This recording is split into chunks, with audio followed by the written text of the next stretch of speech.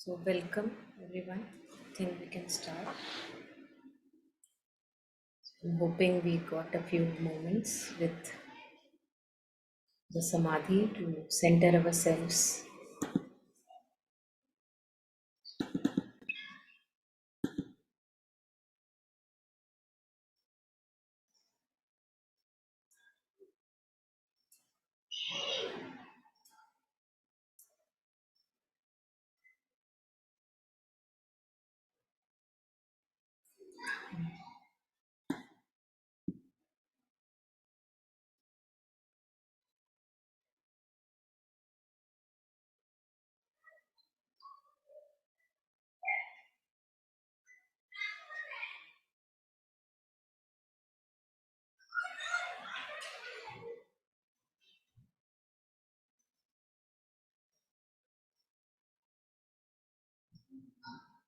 Yes, here.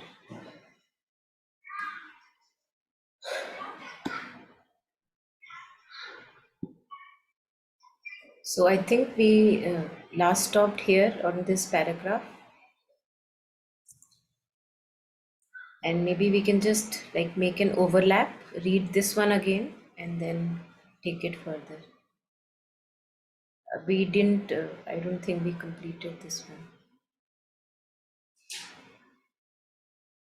Yeah. So if anyone would like to read, please go ahead.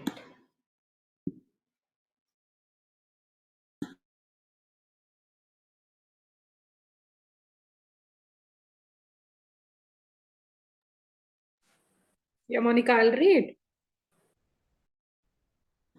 Yes, please. Reason may continue from there only, no? Yeah. Yeah.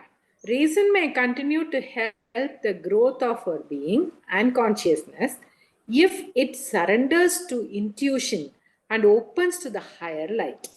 The more it emancipates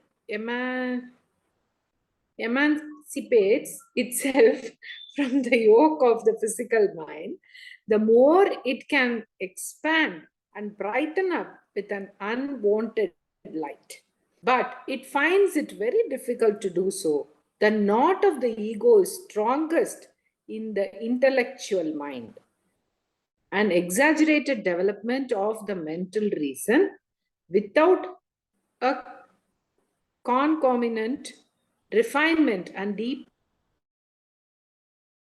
of the feelings and an openness and surrender to the higher light is harmful to our harmonious growth. Agnosticism, skepticism, utilitarian humanism, pragmatism, dialectical materialism, and last but not the least, logical positivism are the natural brood of the hypertrophied mental reason. When reason refuses to widen beyond its normal sphere of work and rise to higher regions of consciousness, it begins to look down and occupy itself with the passing objects and interests of life and forgets its higher idealism. It becomes a self deluded tool of the desires and preferences of the lower nature. It loses whatever light it had. Its discrimination is eclipsed, and it is so much engulfed in the obscurity of the lower nature that it turns into its very opposite, unreason, supporting its specious judgments and erring decisions by unabashed quibbles and sophistry. It becomes then an agility gymnast as the mother characterizes it. Yeah, I'll you go. can. Yeah, Yeah. this quote, this thing in quote by the mother, you can also read. Okay. Reason is an agility gymnast. It can move in all varieties of ways, make infinite twists, the most impossible contortions, and equal ease and skill. What reason does and can do is to justify, find arguments for whatever position it is put in a it is put in or called upon to support. Its business is to supply proofs. It can do so as the spider brings out of itself the whole warp and woof of the cobweb. There is no truth, that's to say, no conclusion which it cannot demonstrate with equal cogency. Thank you.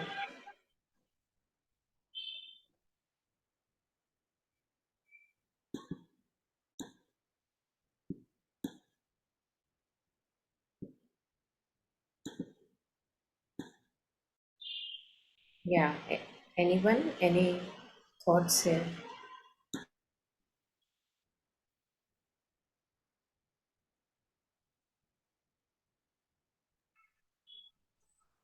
The first line right now, which is on the screen, where it says unwanted light. Yeah. So it's a light which it's not accustomed to. Unwanted. WO. So one. Oh, Yeah, we okay. had touched upon it last time, so I Yeah, didn't take yeah, it up. yeah. But yes, Yeah. the more I, it emancipates itself from the yoke of physical mind, the more it can expand and brighten up with an unwanted light, a light which it's not usually accustomed. yeah, I'm so, yeah, you had exactly said this last time. Mm.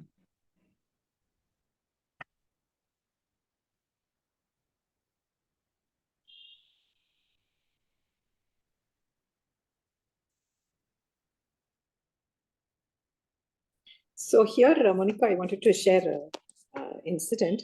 See, some years back, so 10 years back, my husband got transferred to Chennai from Bangalore. So actually, Meera and me didn't want to go. We wanted to be in Bangalore, but we had to go. There was no other go. So my husband decided to move there, and he started searching for houses there, and he couldn't find any proper house for us. So we thought we'll stay for one more year in Bangalore. So we decided to do so. After that 1 year, it gave us lot of lessons. So much of trouble, pain, and everything was there. So after that, when we were discussing about it, no, see, if the mother wanted, we could have gone. So we were, the argument was, nicely shifted to somebody else, as if, actually we didn't want to go. That is the fact. But nicely we said, no, we didn't find the house. No, we didn't get the school. No. See, such a big Chennai city, we have, can we find any house? No, that was not the thing. But, we were, nicely, I was taking up the reason.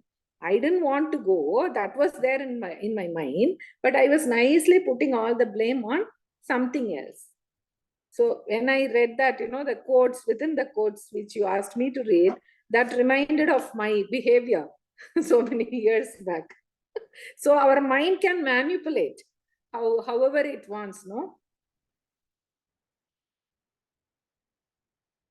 Yeah, So, yeah, that's what mother was sharing. I think it's a nice nicely, relative example. Yes, that you I shared. was putting in beautiful sentences and arguing with my husband. Because of this, we didn't go. Because of that, we didn't do that. Yeah. So here So mother says now there it is is the no teachers. truth.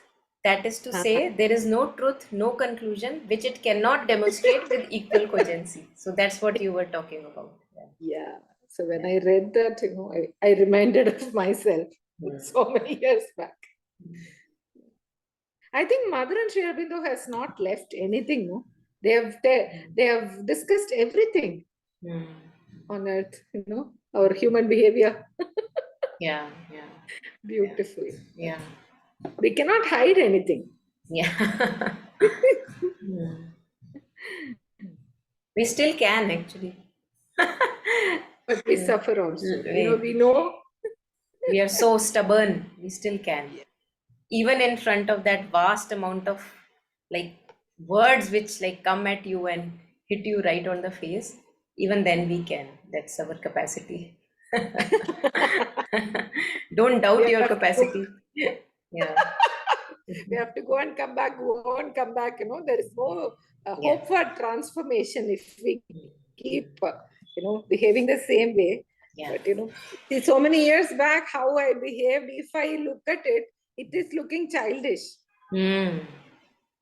At least I don't know how much I'm doing now. Mm. That's what I always tell the mother, please, I should know my, shortcomings immediately so that I can correct myself. Yeah, Not and after 10 years, I think 20 you would years. have seen that maybe this was an incident that you are recounting right now, but I think more and more gradually it like if that incident just passes by and then it looks childish again, so it doesn't it doesn't have to be 10 years and 5 years before it appears childish. Yeah. Immediately, the moment you are entangled and something in you also wants to move forward and not remain entangled. So when you look at it again, even after a few minutes or hours or whatever days, it appears to be childish again. But I think it's a process gradually. First in years we retrospect, and then after days, and then in hours, and then in minutes. Then immediately while doing it, we may become aware of it. So How yes, nice it would be. yeah, yeah, yeah, yeah. Yes. Always aspire for Yeah. that clarity in the mind. Thank you, Monica. Thank Thank you you. so much. Yes. Thank you for sharing. Yeah. Anything anyone wants to add on what we just read?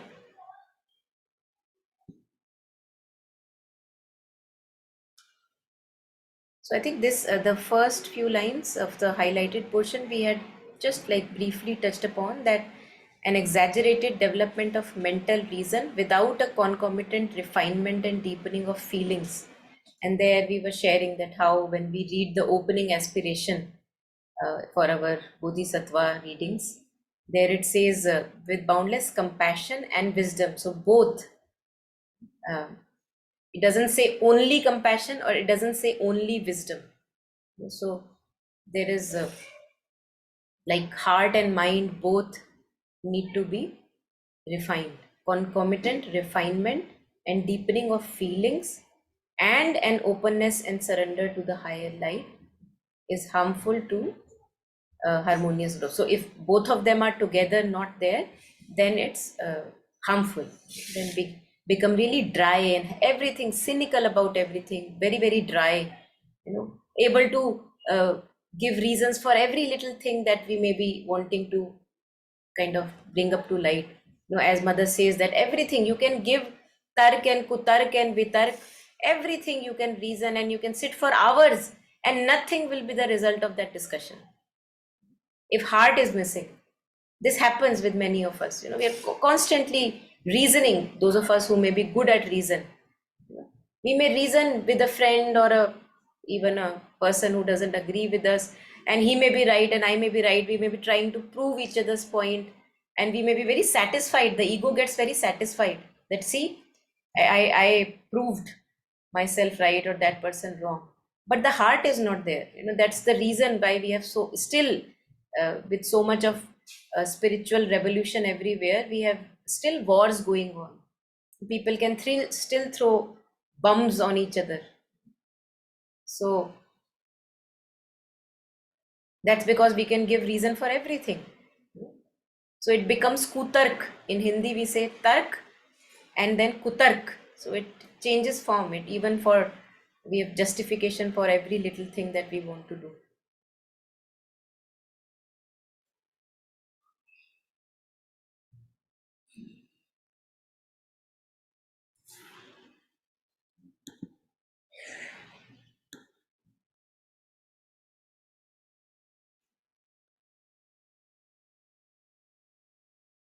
There is a very beautiful little article, like essay by Nolini Da. I had shared it earlier with all of us on reason and the limitation of reason. I'll share it again on the group. We had discussed that article somewhere in one of the sessions. I don't know which one, but it's a good read. Like those of us who would like to know how it works and when it begins to not work. So it's interesting. When reason refuses to widen beyond its normal sphere of work. The normal sphere of work of reason is everything that comes through sense stimuli, sense perceptions. I have eyes that can see. I have, so okay, this I have seen, then I can hear, I can touch, I can taste, I can, like, all the senses, five senses that are there, on basis of which reason establishes itself. So when this sphere, it's always stuck in this sphere of five senses, and even those five senses are deluded senses because there are distortions. Even we don't know how to see. You may be living in a house for a long time, but even you may not remember what was the color of your wall in this place or that place. We forget. We not only forget, we don't even not notice. So our senses are not very clear. They're distorted, cloudy, hazy senses with which we look. So here he says, when reason refuses to widen beyond its normal sphere of work and rise to higher regions of consciousness, which is what has been our topic of discussion for many, many sessions now, rising above the brain lodged consciousness, which is always dependent on sense perceptions. तूने क्या कहा, मैंने क्या सुना, इसका ये मतलब, उसका वो मतलब, all that, and then you can go on and justify it. It begins to look down and occupy itself with the passing objects and the interests of life and forgets its higher idealism. So if we just remain occupied with whatever sense gives us, sense perceptions, and we round and round our reasoning based on those facts and figures, then he says that it begins to actually look down. It has to look up.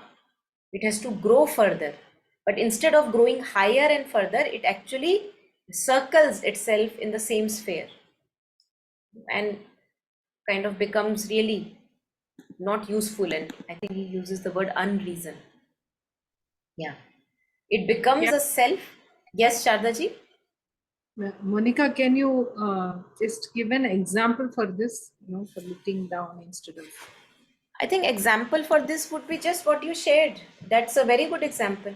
See, whatever I am thinking or making my judgments on, it is based on what I am seeing, what I am hearing, what I can understand.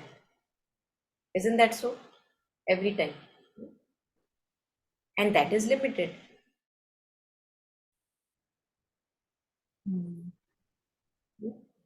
Yeah. First, the senses are limited. Not only limited, distorted, cloudy. Then on the top of it, there is a curtain of my interpretations.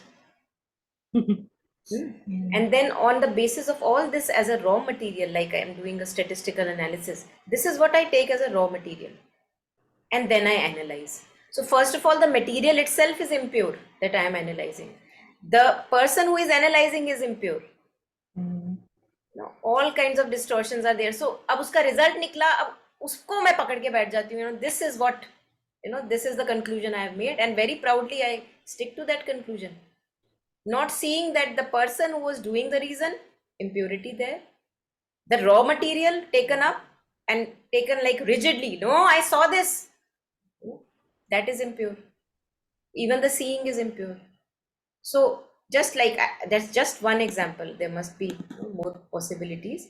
So when reason refuses to widen beyond its normal sphere of work, so this would be our normal sphere of work, collection of data, analysis of data. This is what we have to refine. This we can refine. Like becoming unbiased is a way to refine reason. Knowing that, okay, I have biases, let us keep it aside. Knowing my biases is also a good thing here. That, okay, since I am biased, so okay, let me choose somebody who is at least not biased in this area. So you begin to see more. So normal sphere of work would be this, and to rise to higher regions of consciousness, which is beyond the sense perceptions, or developing subtle senses. No, that's not our normal region of work, normal sphere of work. It begins to then, if it doesn't widen, then it begins to look down rather than growing, looking up, and occupy itself with the passing objects. किसी भी चीज पे reason कर दिया. और बड़े खुश हो रहे हैं कि हाँ देखो हमने अपना पॉइंट प्रूव कर तो दिया, बात तो बिल्कुल ठीक है। उस समय तो दूसरे बंदे को आपने चुप करा दिया,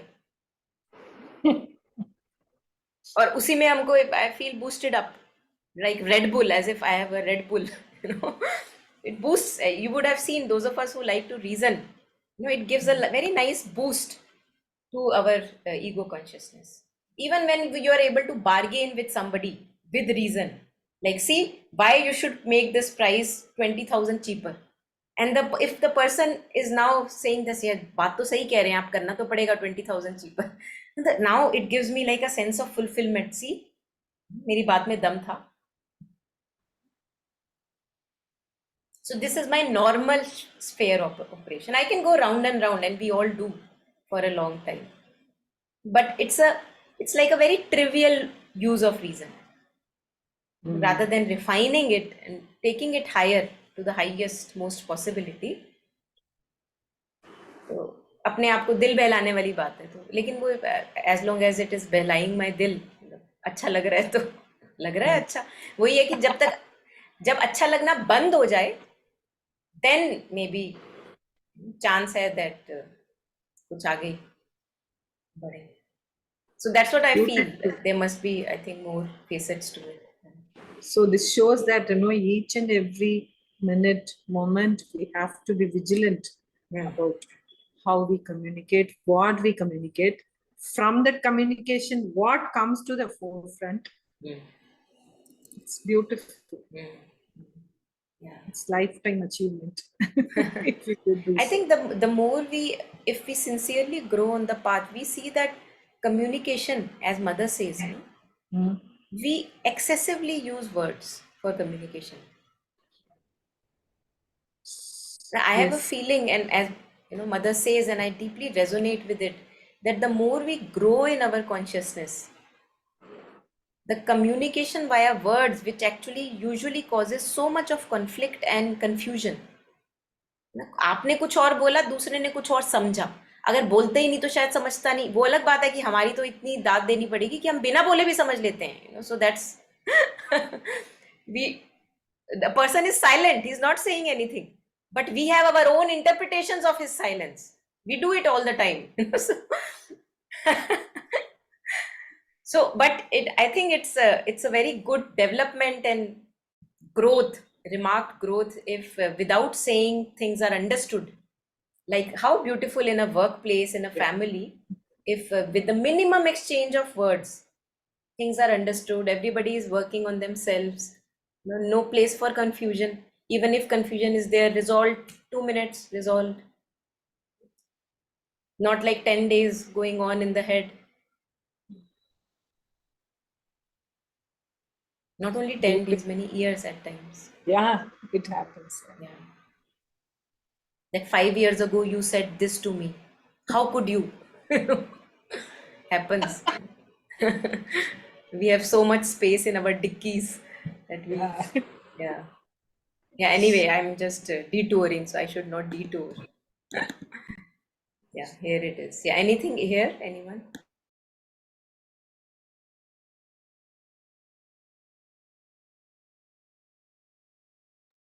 Just on what you were sharing, although especially I was laughing and we were all smiling, but don't know whether to laugh or cry, right? Like at our tendencies, like firstly a confession, and secondly we all have such people in our families who are say well read, what we call in a regular way, and they really like you.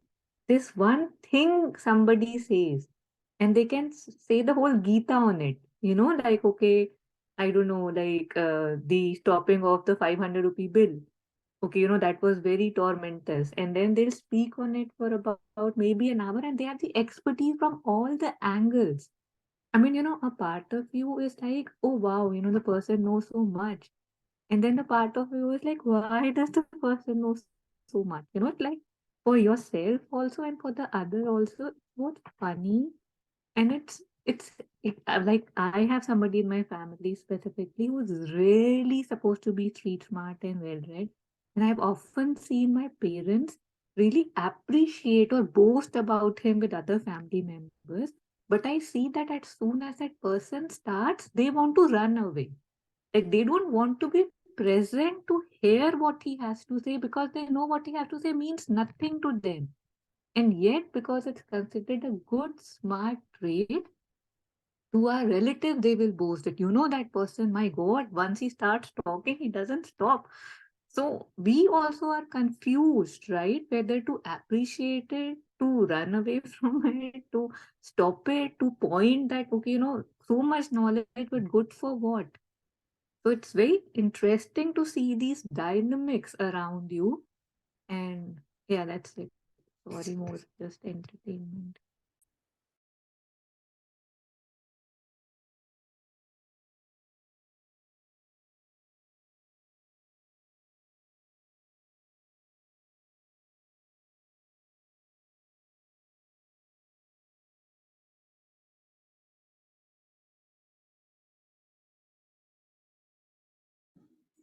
Yeah, so we have to, even when we go with reason, which we must go, it has to widen. It has to widen its reach. It has to look up rather than looking down. So that's what, not become self-deluded tool of desires and preferences of lower nature. And everything finds a reason. All of us know. For all our doings, right now, if we make a table, make a chart, we can supply reasons. But the point is now, do I want to do that? Or do I want to maybe move on, transcend? So it becomes a self-deluded tool of the desires and preferences of lower nature. Many a times, like, mother talks about not talking and gossiping about people. And if we begin to practice this, you will see that at times when maybe something will slip out of your mouth, we will be very easily able to give a justification that, oh, although I have left those 50 people I used to talk about, but this one, ye to banta hai, this one, I have a peculiar reason why I should be talking about. So, and it would be a very justified reason. Such is the cleverness, sharpness of the mind. So if this very sharpness, if I can use at a good domain, in a good domain, this very sharpness, this very stubbornness, just directing it to a proper kind of a magnet, one can say, and being stubborn there rather than using cleverness here. We can do that if only we become convinced. And for that also we will find beautiful reasons why I must dust off my burden every moment. They're beautiful reasons. I can make a list of it.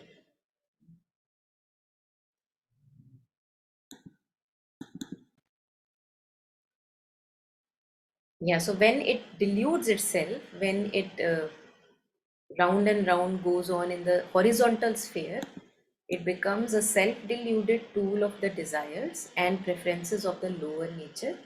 It loses whatever light it had. Its discrimination is eclipsed, so we become blinded. We don't even then know that we are blinded, because the height of reason can be that it becomes aware that, oh, I'm blinded. That's the height of reason, that it is able to see its own blindness. But here its discrimination is eclipsed, can't see fully, hazy, and it is so much engulfed in the obscurity of lower nature that it turns into its very opposite, unreason. In Hindi, I feel this would be kutark, when we give all kind of bad, sad, wrong reasons for wanting to do something that we want to do. Unreason. Supporting its specious judgments and erring decisions by unabashed quibbles and sophistry. As you were sharing, so it may appear very sophisticated, the way I presented.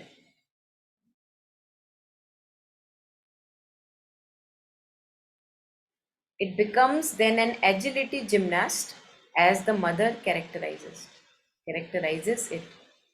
Reason is an agility gymnast. It can move in all varieties of ways, make infinite twists, the most possible contortions with equal ease and skill.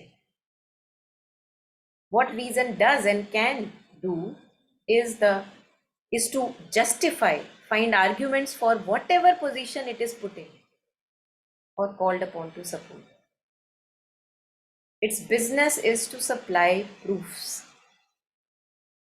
It can do so as the spider brings out of itself the whole warp and woof of the cobweb. There is no truth, that is to say, no conclusion, which it cannot demonstrate with equal cogency.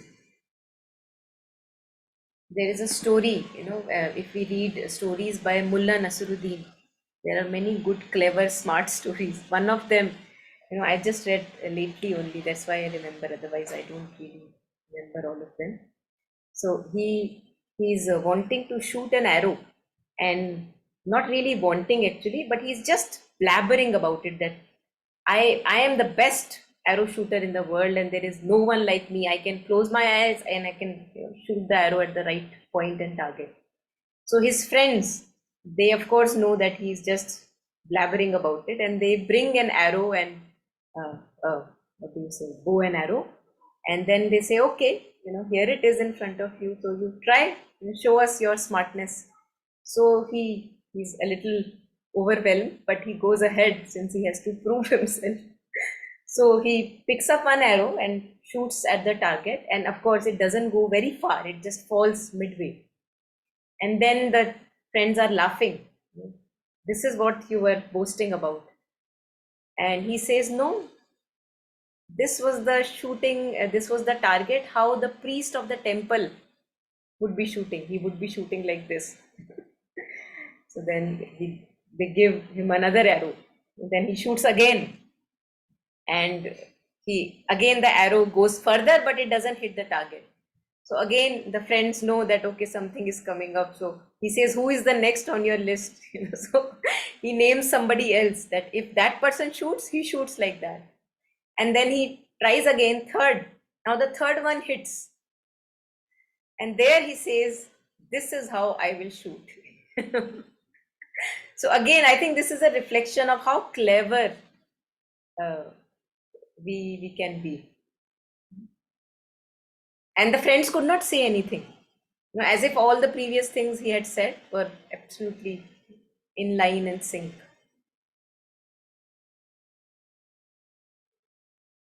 Yeah, so that's just an example of reason, I believe.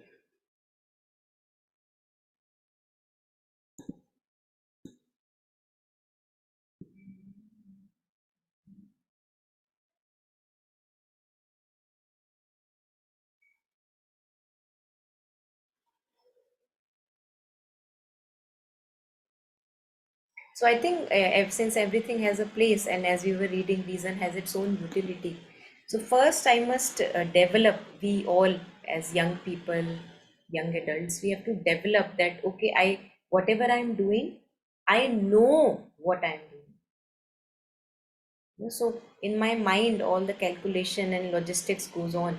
So if I'm presenting a case in front of someone, I know why I am presenting.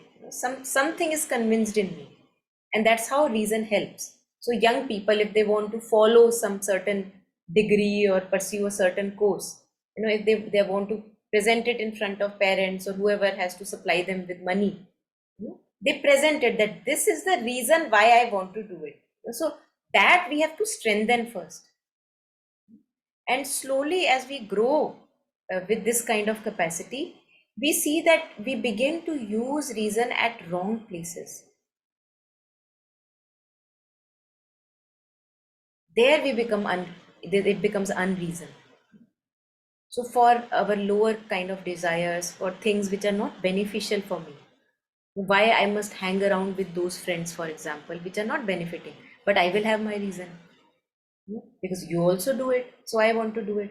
Good enough reason. So then slowly we have to cultivate this purity, that I am able to see, okay, where is my own defending myself helping me, and where is it taking me down in the drain. And there would be many, many times when I will not be able to defend myself. It's a good signal that I stop. I have reasons, but I don't want to go ahead because I realize a mistake, I realize an error, and I want to transcend. But I think it's like a whole evolution, and we can't maybe fast forward it. I don't know.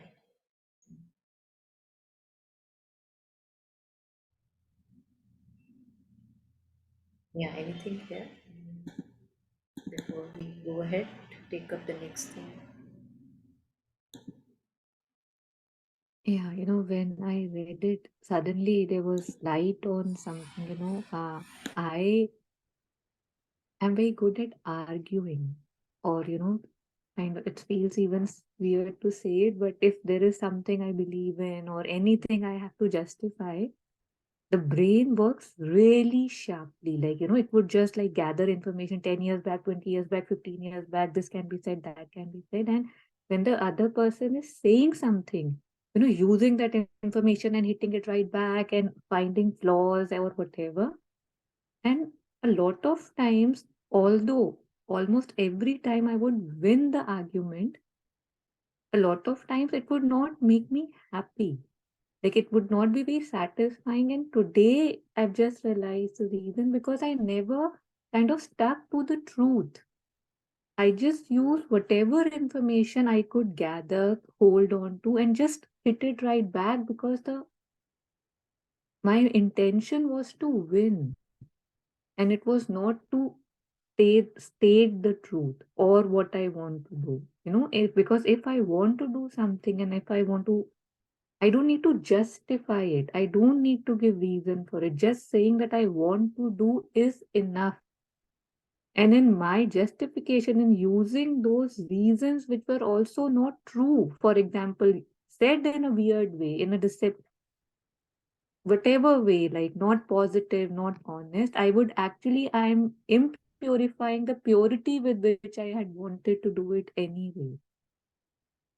That is why I guess in the end, it didn't feel like a win at all. And how reasons can be distorted, one can see again, when one is arguing and stuff, that anything that you can get to throw back, you use, like a lot of us, not all of us. So how good if it's kept down now that no more hitting needed.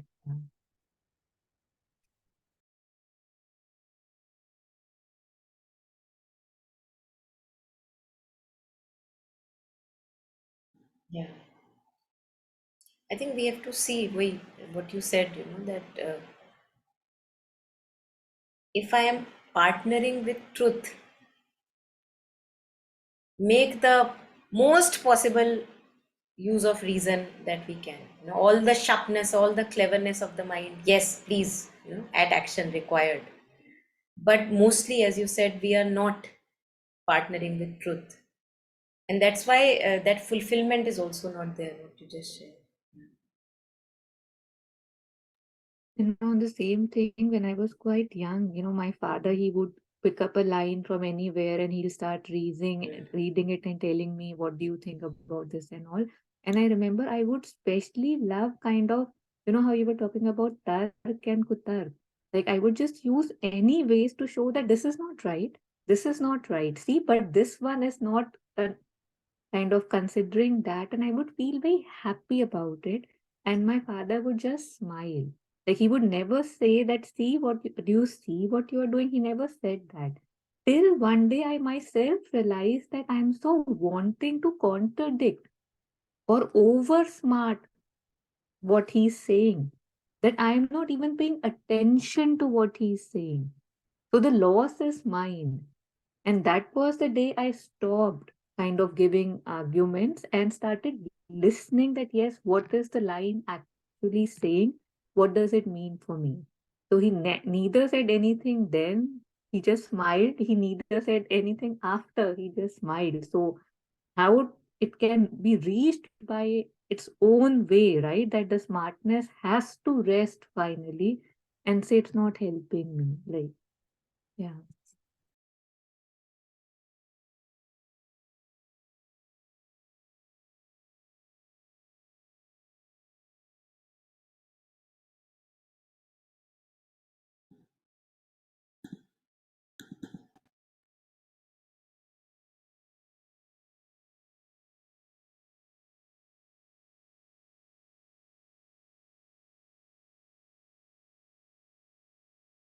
So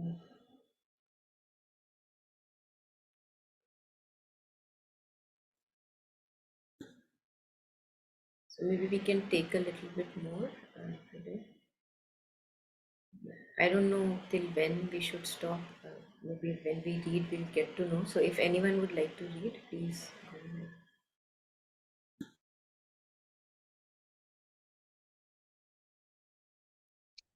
I'll read it.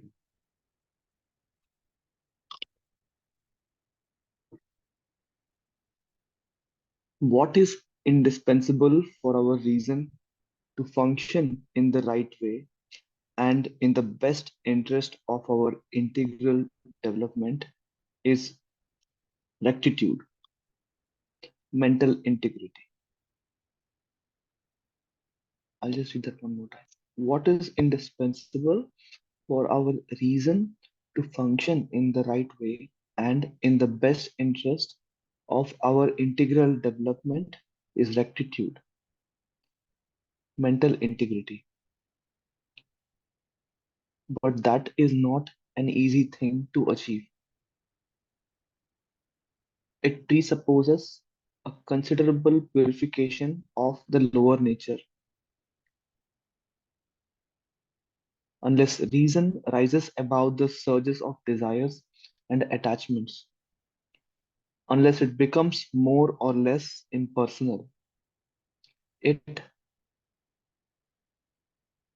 it cannot lead us far on our evolutionary march.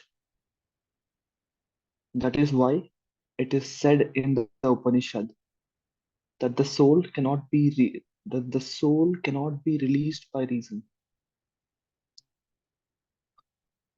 A, a deliverer of our being from the obscure instincts of life, reason must grow mature enough to learn how to seek its own fulfillment in a spontaneous surrender to the higher light. Yeah, we can stop here. Yeah, ma'am, can I just read the paragraph from where Mhm. unless reason starts? Mhm. Okay. Unless reason rises above the surges of desires and attachments, unless it becomes more or less impersonal, it cannot lead us far on our evolutionary march. That is why it is said in the Upanishad that the soul cannot be released by reason. A deliverer of our being from the obscure instincts of life, reason must grow mature enough to learn how to seek its own fulfillment in a spontaneous surrender to the higher light. Thank you.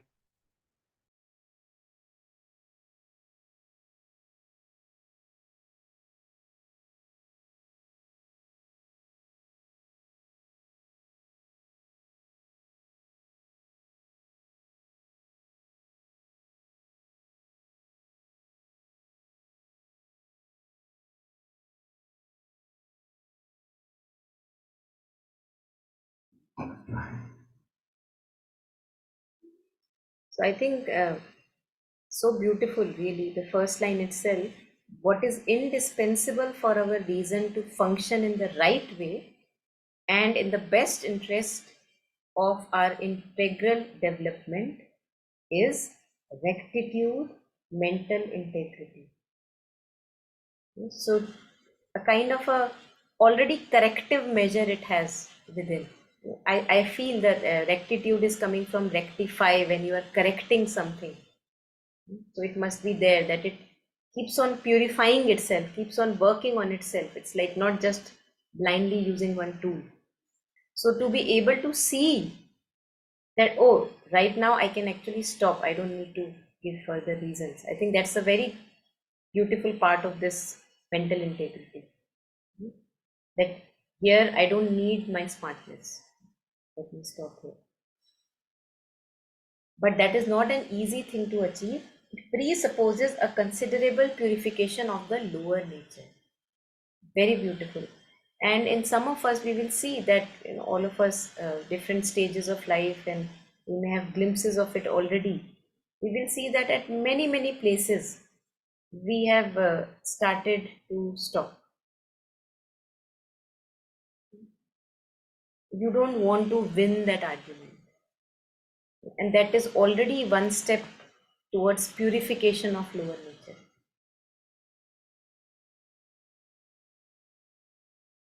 Let me lose. Let me lose. What is right must be done. I don't want to win. What you were sharing earlier regarding truth. So, unless reason rises above the surges of desires and attachments, unless it becomes more or less impersonal, again, impersonality comes when I'm partnering with truth. I don't want my own opinion to be nominated. I don't care whose opinion is nominated. Truth should be the winner, benefit of all. So then it becomes impersonal. And then you're also able to stop when you're giving a kutar, unreason. Then you're able to stop because you don't want yourself to win, you want truth to win. So whether it comes from here, there, wherever, how does it matter? It becomes impersonal. So desires are not there, attachments are not there. In that case, specifically this one that I'm right now sharing, that all that matters is truth should win, and whatever is the benefit of all in a particular situation, that should happen. How it happens, whose opinion is taken, okay, as the foremost, that is now not important. So no desires, no attachments, unless it becomes more or less impersonal. It cannot lead us far on our evolutionary mark. So it has to, again, impersonality comes again and again with Sri Aurobindo and Mother. Stepping back from desires and attachment, because these are impurities. We think that these are so natural to me, but this is impurity. And we actually own our desires. Like, see, my desire, I desire an ice cream and I have it. So we take pride in our desires.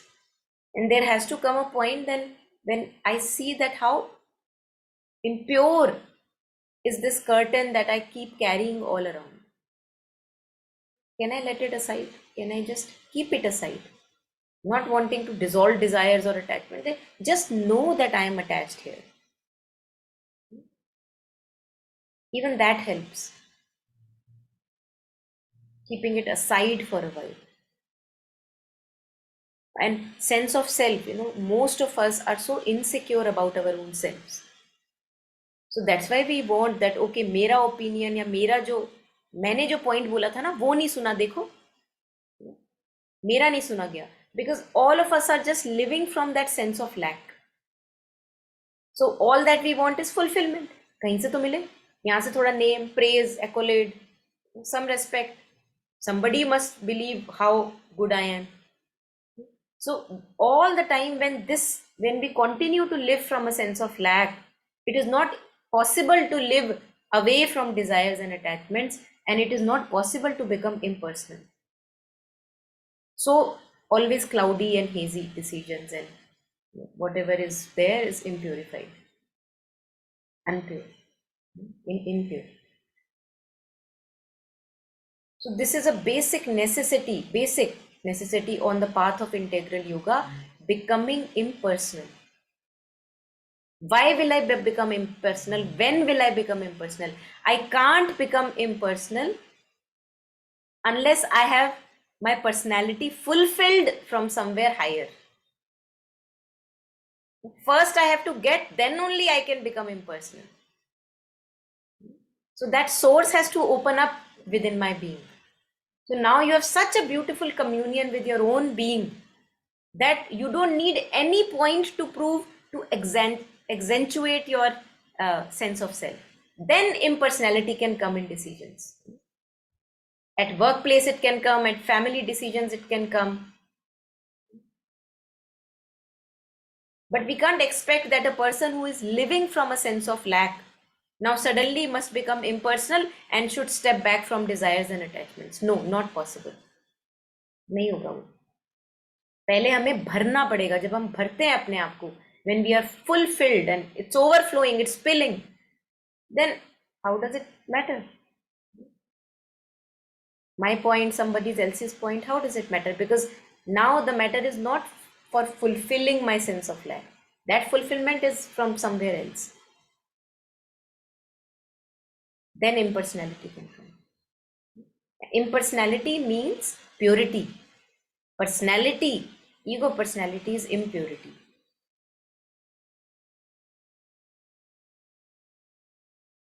There comes a time when it becomes an impurity.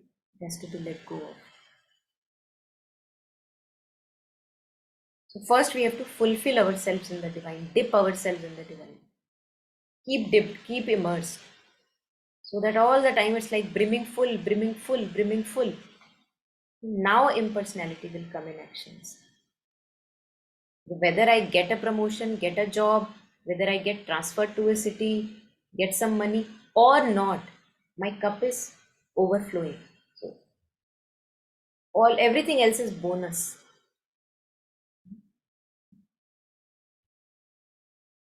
And then you're also able to fight when there is impersonality. Then you are able to fight for the right, fight for truth.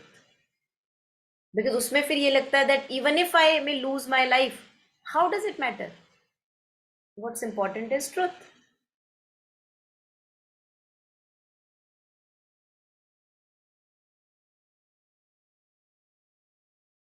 And desires and attachments, again, just coming to these words that we are reading, desires and attachments give me a promise of fulfillment.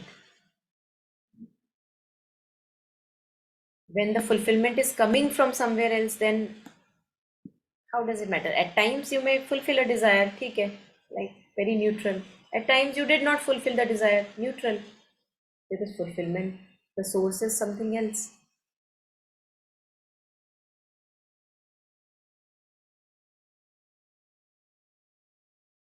So I think as Mother and Sri Aurobindo talk about that, if we want to attach ourselves somewhere, since we are sticky, we must attach ourselves to that supreme source only.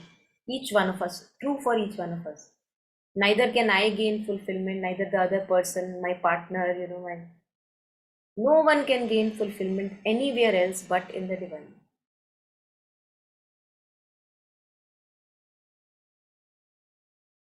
And that's why they say in the verses on Bodhisattva that to turn someone towards the path of dharma, because you're turning him to path of fulfillment.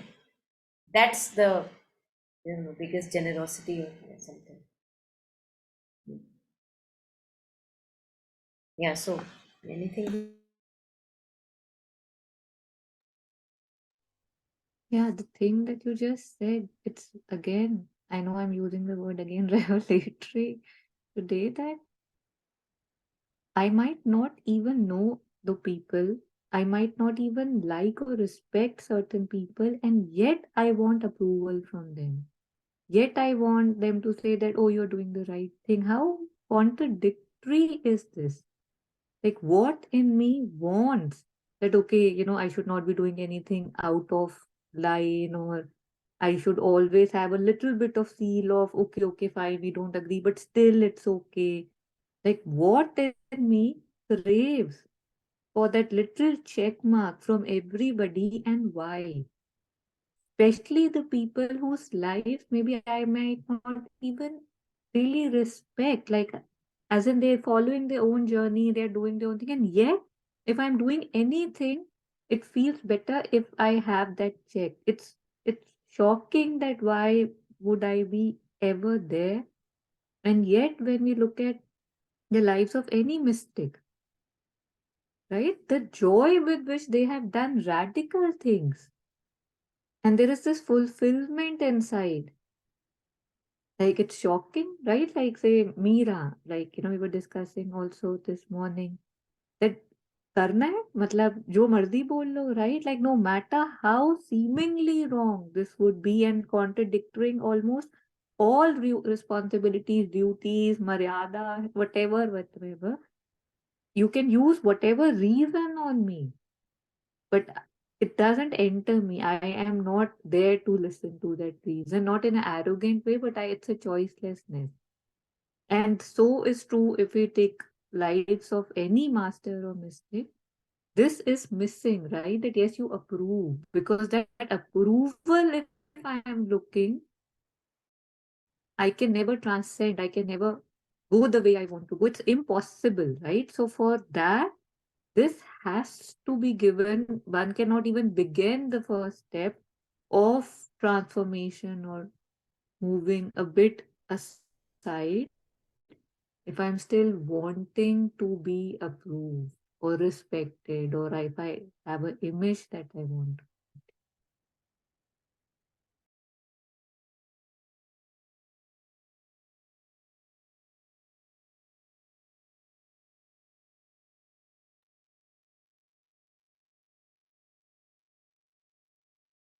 So, listening to the session so far, I've I was just noting down a few things, and like everyone has been sharing different examples and things. I find that the reason comes in so many forms and so many characters. In my, if I were to take my own example, I will take my own example, of course. So one is that the reason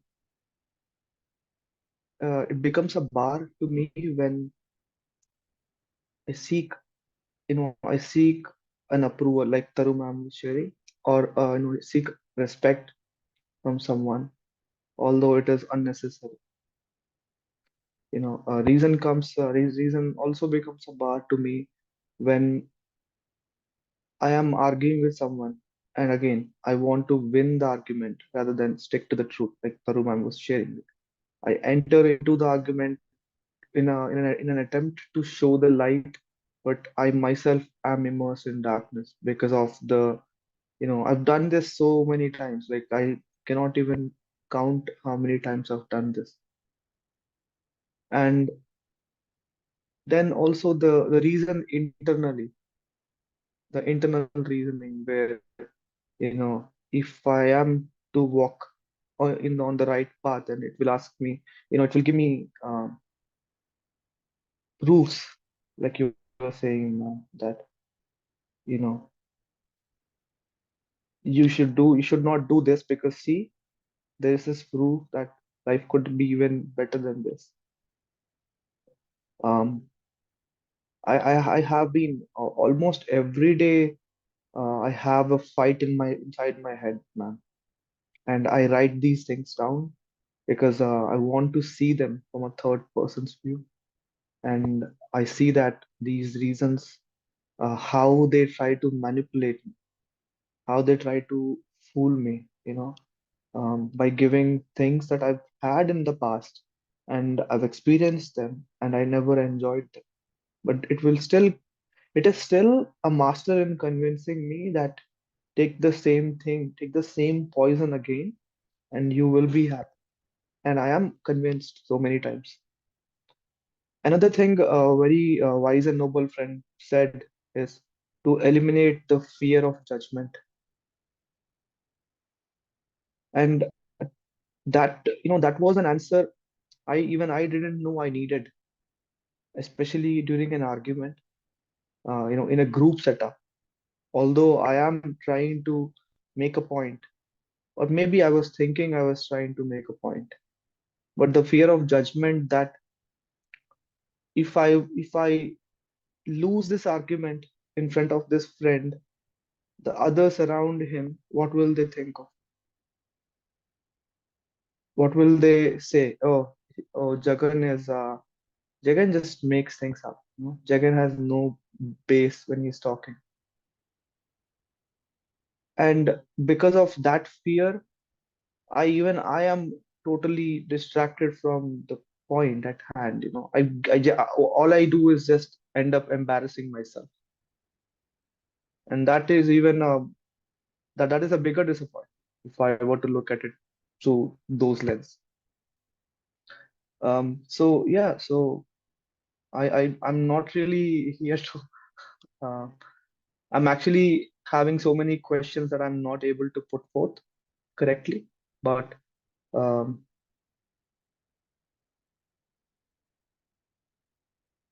uh, one answer for me is to um, be silent.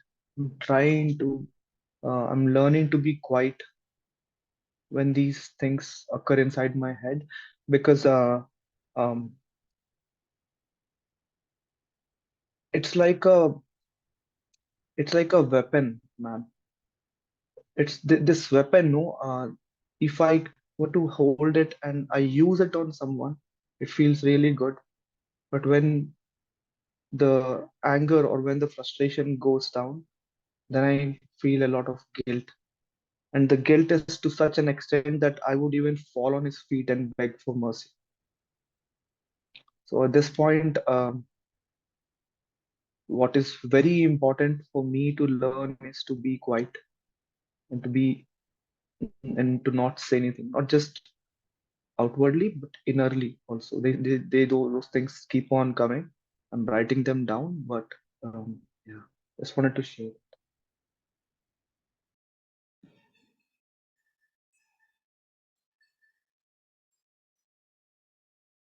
The world is in dearth. There is a scarcity of leaders. They are workers that we get, but we are not getting leaders who take a stand for the right cause. People like you know, I see this is what mother says, that the only problem is that we take ourselves too seriously, human beings, and we land up in trouble because of that. Taking ourselves too seriously. Second, using mind at a place where it is no place. Wrong tool at a wrong place. Third can be, we don't know how to quieten down the mind, what you were sharing actually. We have to cultivate that. जहाँ पे नहीं है ज़रूरत उसकी, तब भी वो बक बक बक बक बक बक चलती रहती है. And that's what we call psychology. गोल गोल गोल गोल गोल गोल घूमे जा रहा है, घूमे जा रहा है, घूमे जा रहा है, किसी के हाथ में ही नहीं है वो. अरे भैया वहां पे जरूरत नहीं है, नहीं घूमना है मुझे, यू नो. और फिर होता क्या है कि that then we don't listen that easily. We say no, there is a fly inside my tummy. The other person is saying no, it's your hallucination. You are bent upon it. No, there is a fly in my tummy. I feel it. And the other person says, no, you don't need a surgery. You're okay. It's just your hallucination. But the hallucination takes such a concrete form that the person has to do surgery and make sure that, okay, the fly is now out of your tummy. Otherwise, there was no fly actually. This is the concreteness that we give to our thoughts. These are all, see, what you were sharing, all of us deeply resonate with that. Why does it happen with us? Because we make concrete our thoughts. They matter so much to us. Rather than appearing in the forefront and appearing for social, causes. Some people want people who can stand for the right causes. The world needs those people. What are we doing? We are just intellectuals sitting in our houses, very, very glad about what we are doing. While our potential is just like, time is running by. Who knows what time we have? And that's why mother says self-abnegation, self-forgetfulness. You were asking that question last time. Now, how do I become self-forgetful? Put yourself in some good work. Otherwise, this will go round, round, round, round forever. Judgment. अभी तक हमको कितने time हो गया यार ये sessions करते हुए, है ना? अब आपको लगेगा कि हमारे में जजमेंट नहीं है. अभी भी आता है रिपल्स. कब तक मैं वेट करूं कि जजमेंट चली जाए? बैठी थोड़ी ना रहूंगी उसके लिए. तो वो घूम रही है जजमेंट इधर उधर, लेफ्ट राइट. ठीक है, I don't give it attention. ठीक है, it's there to there, but I have to put myself into right work. Otherwise, shall I wait for, when the judgment will disappear from my being, then I will put myself in action. Then you can wait the whole lifetime, not one lifetime, more lifetimes, and be relaxed. The judgment is not going anywhere. We have to put, all of us, we people who are attending these sessions, I believe that we have some clarity in life that, okay, we want to uplift ourselves, transcend the lower. We must put ourselves in the right places, do some action oriented work also, along with all the things that we do with the psychology of our being. put manual work, this is like totally computer manual work. Some organization, everywhere there are people who are doing some work. Put yourself in some work, and you will see how in those moments, at least when you are actively engaged, you will see how that doesn't matter who is judging whom, I am judging whom, doesn't matter. Youth, we have energy right now. People at 80, 90, we don't know how much life we have, how much energy we will have at 80, 90. Then we may want to do things but hardly any energy left in the body. अभी कर लें, पता तो लग रहा है कि अपने ऊपर बिल्कुल गोल गोल घूमना ठीक नहीं है.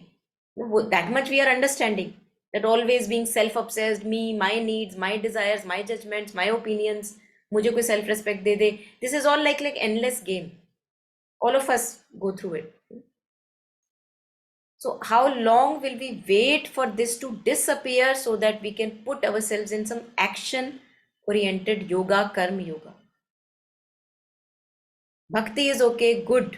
Bhakti is there. Gyan yoga is there. That's what, philosophizing, clarifying doubts, everything. Where is the karma yoga? In ashram, you would see so many departments were there. Everybody had their duties. Somebody is in the timber department, somebody is the housekeeping, somebody in the handicraft, paper department. Then there is also time for reflection, clarifying doubts, but there is a mix of all. Physical education has its proper place. So this balancing of the being is what integral yoga, integral education is about. So I think we have to just make a balance of little things in our life. And you will see that all this that becomes at times so big,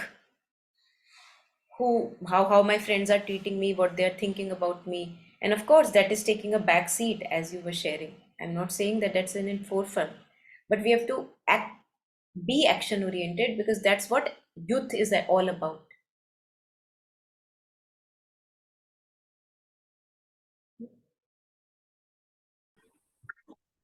But then we forget our woes.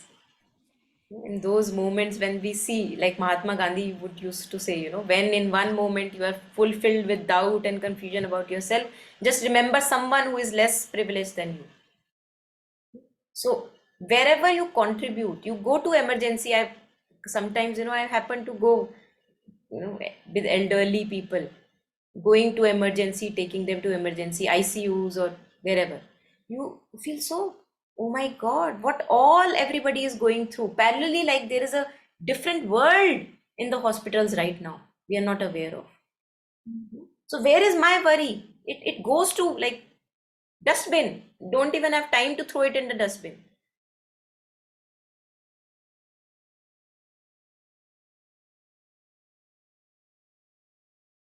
Put yourself in some good work, or whatever work is there. First of all, give yourself more work. I think that's very important. Give young, especially young ages, we should, and not just work, like work, like where you can manually get engaged, physically get engaged. सामान इधर का उधर करना, physical education. आप देखो, आप बच्चों को यही करते हैं. This is the thing that we use with little children. We first make them do some exercises, then we padhao them the English and the other subjects. The first thing, we don't make them study English or maths or whatever. Dimag kharab ho jayega, restless energies. First we settle their energies with physical education. Usually like in schools, this is the thing. Then when they are like, all the restless energies are settled, then they maybe do some centering, and now we can study something because the mind is now quiet. So quietening down of the mind is very deeply linked with the body. You would have seen all of us who maybe run or jog or do walking, some gym or whatever.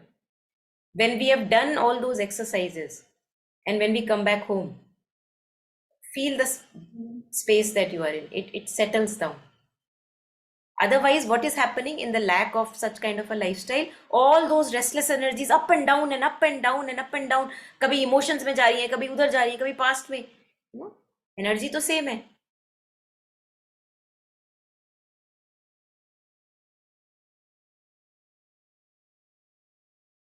या फिर ऐसा योगी पना आ गया हो हमारे अंदर की बैठे बैठे भी बिना फिजिकल एजुकेशन के हम there is a mastery in the mind, वो पॉसिबिलिटी है उसकी, people do that, but because we are not there, let us do some drills and exercises and put ourselves in action also, along with all the dealings of at the psychological, in the psychological field. वहां पे हमको बहुत पता लगता है अपने बारे में. अभी these discussions we can be sure, okay, we are on the path, everything is going on in the right direction. The moment I get on with work, like action oriented work, then we realize that, oh my god, I'm not really going well with all the people around. How to make harmony in workplace. सबकी बात ही बुरी लग जाती है. वहां तो ठीक लगता था, वहां पे तो बात करते हुए तो इनके बारे में बड़ा अच्छा लगता था. अब जब कुरुक्षेत्र में है तो सबकी बात ही बुरी लग जाती है. ये क्या हो रहा है? So there we learn, we cultivate ignoring things that are needing to be ignored, focusing on work as a servitude, श्रद्धा भाव से काम करना. So all this is a part of yoga, है ना. बिल्कुल हम एक सिर्फ एक छोटी सी कैटेगरी नहीं बना सकते, because that will not serve our purpose. When we are reading prayers and meditations of the mother, slowly we also get aware what all she was doing in her life, where all she was engaged. So it's not just prayers and meditations, although that just is also enough. But there are many, many facets to yoga. How much she was, actually she was like to the forefront, she would put education, physical education of children, not even children, 70, 75 years of age. People are doing march past still in ashram, Pondicherry. There is like different groups you must have seen, I don't know, people who have been there, like, okay, these are younger ones, these are middle aged, then 70 octogenarians, everyone is doing march past. Such kind of culture. Age is not a bar. People in cycles, we see in Pondicherry, very common sight on those ashram streets, you see 80, 90, 70 years old people who have been living there for a long time on their bikes, cycles. सोच भी नहीं सकते हम यहाँ पे तो. So that is what we have to cultivate if we really want to embark for integral yoga. ना सब कुछ एक part होना चाहिए उसका. And why I compelled saying that is because we are still young relatively. We have energy. Where are we putting that energy? Do something, offer your service somewhere, not for money, just for the sake of just serving. Money we are all getting, I'm sure all of us are getting this much of money that we have roof over our head and some meals to eat. What all we need, the rest all is bonus, luxury anyway, तो हमको अपनी energies अच्छी direction में लगानी चाहिए, selfless service में लगानी चाहिए. और वहाँ पे फिर साथ साथ योगा भी होता है. वहाँ पे पता लगता है अपनी कमियों के बारे में, वीकनेसेस के बारे में, इम्परफेक्शंस के बारे में. घर बैठे बैठे दो लोगों में भी वो राउंड राउंड ही होता रहता है. वो भी ठीक है, मतलब of course all of us can learn from there also. I am not saying that that is not enough. My point is that when we can move, we must move. Yeah, so I just hiked on what you had shared and built up a whole story. Yeah, please go ahead. I love it, Raj. Very enlightening. Thank you. Yeah, anything any last? So I think we'll stop at this place and pick up the next time.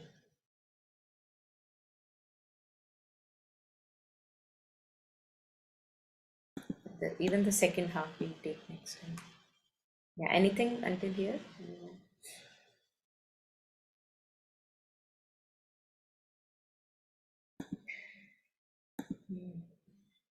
Okay, so just maybe one last moment in silence. Yeah, ma'am, where did we stop today? Sorry, Yes, today we stopped at putting it up here, page towards the end of starting of page 212, I believe. This is end of page 211. So here, that is why it is said in the Upanishad. We'll take it up from here.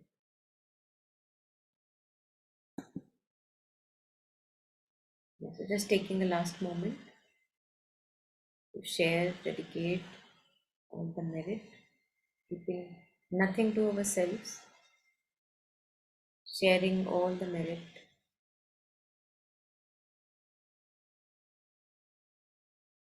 with all the sentient beings, near, far. May our hearts be full, content,